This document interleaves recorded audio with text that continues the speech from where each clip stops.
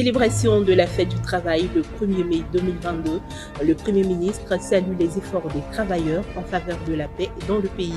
Et puis les journalistes ivoiriens ont commémoré la 29e édition de la Journée mondiale de la presse.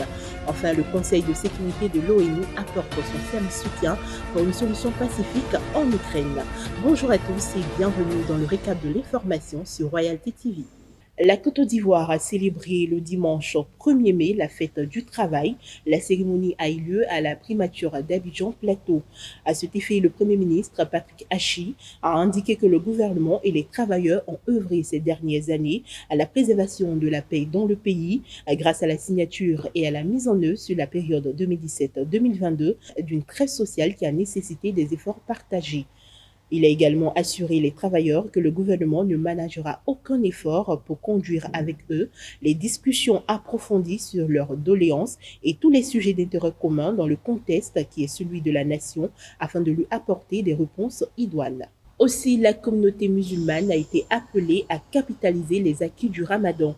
À l'instar des pays du monde, la communauté musulmane de Côte d'Ivoire a célébré le lundi 2 mai 2022 l'Aïd el-Fitr. Le guide de la communauté musulmane, Cheikh Diakité, a profité de l'occasion pour inviter les fidèles à mettre à profit les valeurs spirituelles et sociales apprises durant le jeûne du mois de Ramadan, qui ne sont autres que la patience, l'humilité, la persévérance, l'endurance et la bonne moralité. Toujours dans la même veine, la Côte d'Ivoire a commémoré le mardi 3 mai 2022 la Journée mondiale de la presse.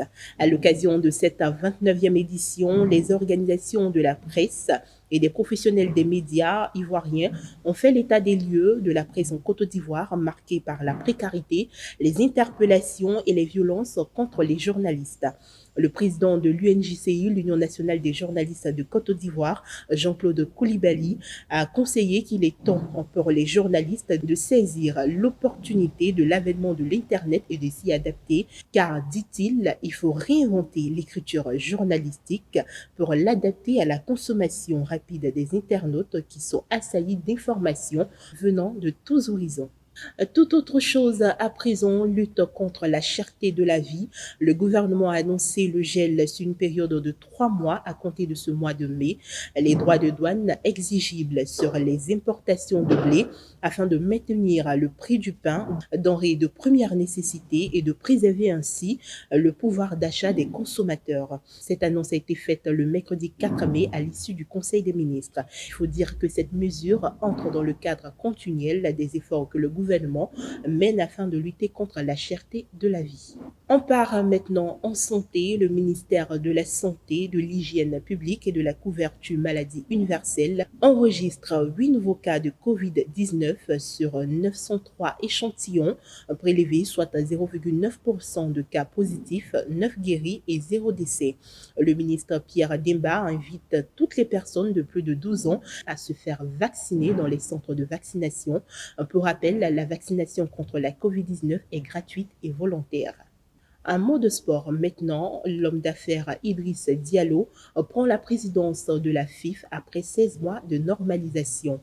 Et oui, la cérémonie de passation de charge à la Fédération ivoirienne de football, présidente du comité de normalisation et le nouveau président élu, Yacine Idriss, a bel et bien eu lieu le mercredi 4 mai 2022 à Abidjan.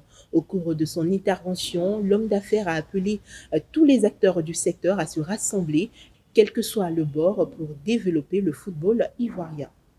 Dans l'actualité internationale, le Conseil de sécurité de l'ONU apporte son soutien pour une solution pacifique en Ukraine.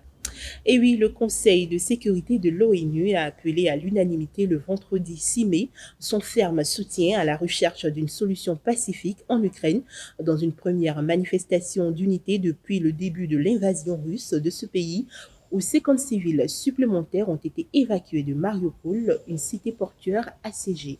Toujours dans l'actualité internationale, la Corée du Nord a lancé un nouveau missile balistique ce samedi 7 mai 2022. L'annonce a été faite par l'état-major de l'armée sud-coréenne quelques heures après la mise en garde des États-Unis sur la possibilité d'une reprise des essais nucléaires dans les prochaines semaines. Notons que ce nouveau lancement intervient avant l'entrée en fonction mardi prochain du nouveau président sud-coréen Yoon Suk. C'est ici que prend fin le récap de l'information sur Royalty TV. Merci à tous de votre attention.